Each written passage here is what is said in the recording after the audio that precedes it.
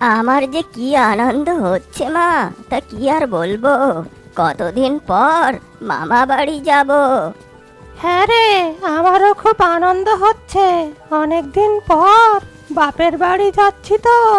মামা বাড়ির সবাই তোমাকে চিনতে পারবে তো? চিনবে না কেন? মা বাবা কি কখনো সন্তানকে ভুলতে পারে? কিন্তু আমাকে তো চিনবে না যদি ঢুকতে না দেয়। হ্যাঁ, তাই তো। কি হবে তাহলে?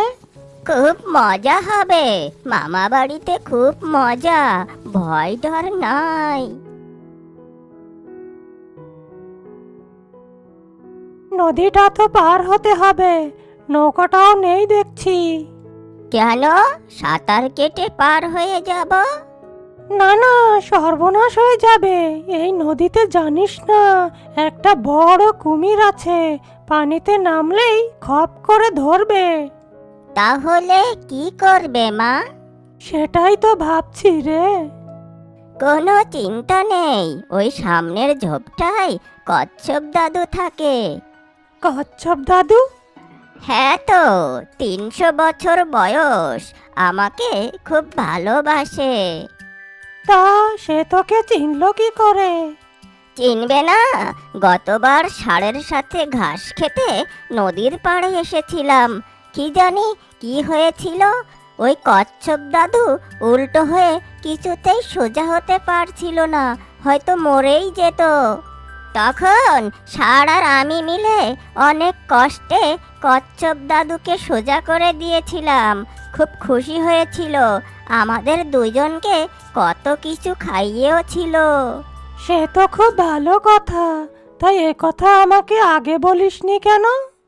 একদম ভুলে গিয়েছিলাম। ওই তো কচ্ছপ দাদু। ও দাদু, দাদু ভালো আছো? আমি ভালো আছি নরহরি, তুই ভালো আছিস তো? তা তোর সঙ্গে এ কে, মা বুঝি? হ্যাঁ দাদু, আমার মা। তুমি ভালো আছো তো? হ্যাঁ, বেশ ভালো আছি। সেবারে যা বিপদে ছিলাম, ভাগ্যিস তোরা ছিলিস। তা বাপু, দুজনে যাচ্ছিস কোথায়? মামা বাড়ি যাচ্ছি দাদু, নদীর ওই পারে। তা বেশ, আমিও ওপারে যাব কুটুম বাড়িতে। চল, তোদেরকেও সাথে নিয়ে যাই। সে তো ভালোই হবে। আমরা তো কুমিরের ভয় পাচ্ছিলাম। তোমরা দুজন আমার পিঠে চড়ে বসো, আমি তোমাদের ওপারে নিয়ে যাচ্ছি। চলো দাদু। কি সুন্দর সাঁতার কাটছো দাদু, তা আমাদের পিঠে নিয়ে তোমার কষ্ট হচ্ছে না তো? কষ্ট হবে কেন? পানিতে নামলে তো ওজন অনেক কমে যায়। ওই দেখো মা, দুষ্টু কুমিরটা ঘুরে বেড়াচ্ছে। হ্যাঁ তাই তো, এদিকেই আসছে মনে হচ্ছে। কি হবে এখন? না, ভয় পেও না, আমার পিঠে থাকলে কোনো ভয় নেই।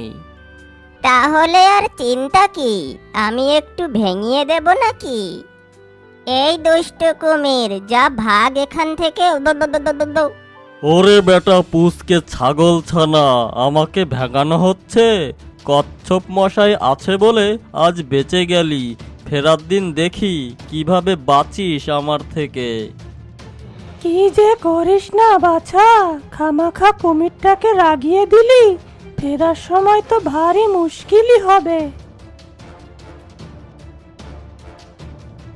আমি তো কালই ফিরে আসব, তোমরা চাইলে আমার সাথে ফিরতে পারো। অনেকদিন পর যাচ্ছি তো, তাই কিছুদিন থেকে আসবো। আচ্ছা ঠিক আছে, আমি এখন যাচ্ছি। তোমরা সাবধানে যেও। শুনেছি লেসকাটা বাঘটা এখন এই বনেই আছে। ও মা, লেজ কাটা বাঘ তো আমাদের বাঘ মামা। বাঘ মামার সাথে দেখা হলে তো খুব ভালোই হবে। আরে থাম থাম, বলিস কি রে? বাঘ এলে তো সর্বনাশ হবে, আর আস্ত রাখবে না আমাদের। না মা, বাঘ মামা আমাকে খুব ভালোবাসে। কতবার আমি বাঘ মামার সাথে এদিক ওদিক ঘুরেছি। এই, আমাকে না জানিয়ে তুই আর কত কাণ্ড করেছিস বলতো? শুনে আমার বুক ধড়ফড় করছে।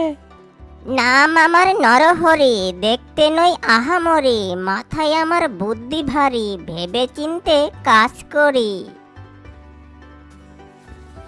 ওই দেখ, তোর মামা বাড়ি দেখা যাচ্ছে। কোথায় মা, কোথায়? ওই যে মাঠের পাশে যে ঝোপটা দেখা যাচ্ছে, তার পেছনে একটা বড় গুহা, সেখানেই আমার বাপের বাড়ি। চলো মা চলো, তাড়াতাড়ি যাই, মামা বাড়ি ভারী মজা, যা চাই তাই পাই। বাহ, আমার নানু তো অনেক বড় হয়ে গিয়েছে। দুষ্টও হয়েছে খুব, সুযোগ পেলেই এদিক ওদিক ঘুরে বেড়ায়। কি করব দাদু, মা তো সকালেই খাবার আনতে বেরিয়ে যায়, আমার সারাদিন একা একা বাড়িতে থাকতে ভালো লাগে না।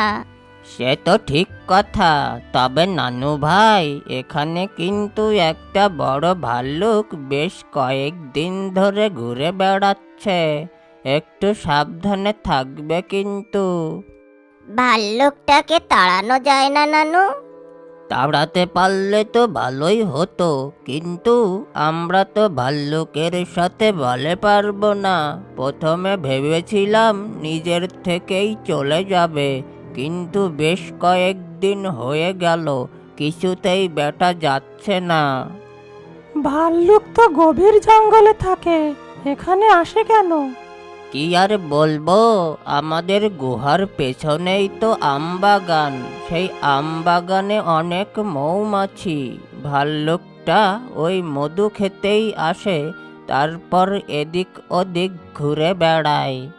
আমরা তো ভয়ে ভয়ে থাকি, সামনে পড়ে গেলে কি হবে কে জানে।